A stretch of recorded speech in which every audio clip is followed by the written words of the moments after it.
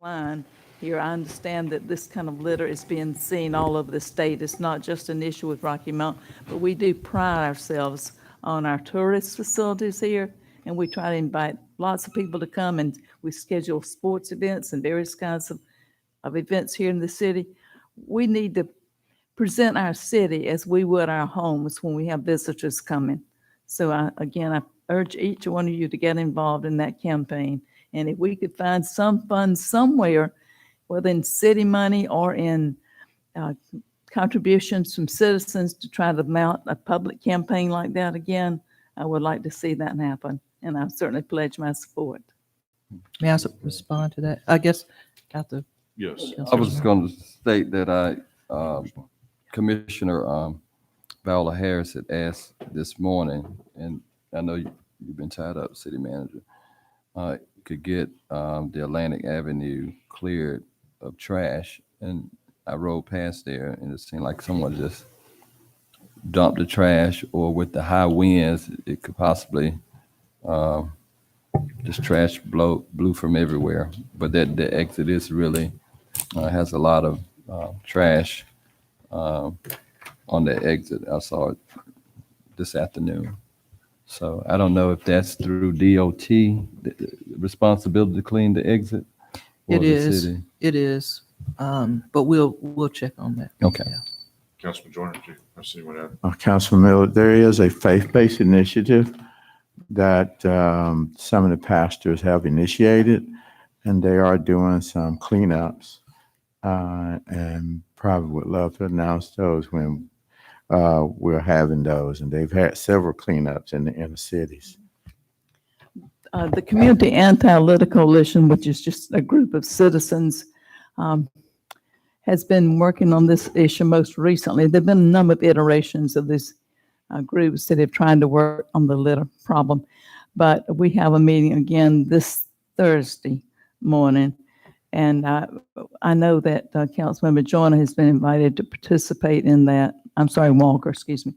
And anyone is welcome, of course.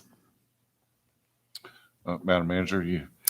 Yes. So just so you know, as we're preparing for next year's budget, and because I have received so many complaints, emails, et cetera, about the amount of litter, trash, dumping ground, people being evicted, stuff just sitting out there, I have asked the staff to evaluate a different program, just dividing the city in quarters with a dedicated crew to be responsible for the cleanup of the trash in their particular quarter.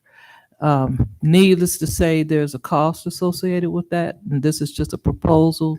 But once I receive that and we talk about it a little bit more, it may be quite possible that I will at least share that proposal with you, even if we can't put it into the budget, but just to give you an idea of what it would cost for us to keep this city clean from the litter.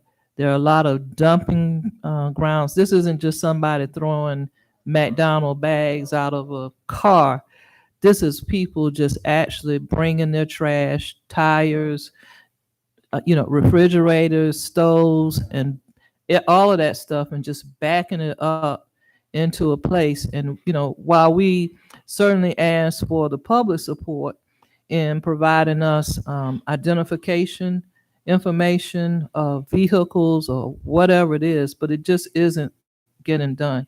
And in order to sustain a cleanup, I'm afraid it's going to take additional resources, and that's what we'll bring to you for your consideration. Yeah, there are a number of volunteers around the city that are doing cleanups on an ongoing basis, but there are more people littering than there are folks cleaning up. And so it's just a no-win situation.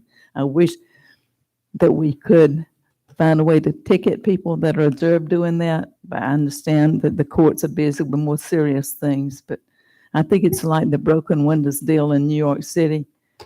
And I know that there are issues with that policing effort, but one little problem going wrong leads to many other.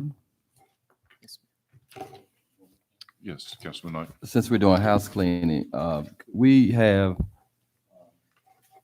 the council member Joyner just thought about it, and city manager or mayor, a conversation, perhaps on the committee of the whole with CSX. I know with the resurfacing or repairing of the bridge, it caused a lot of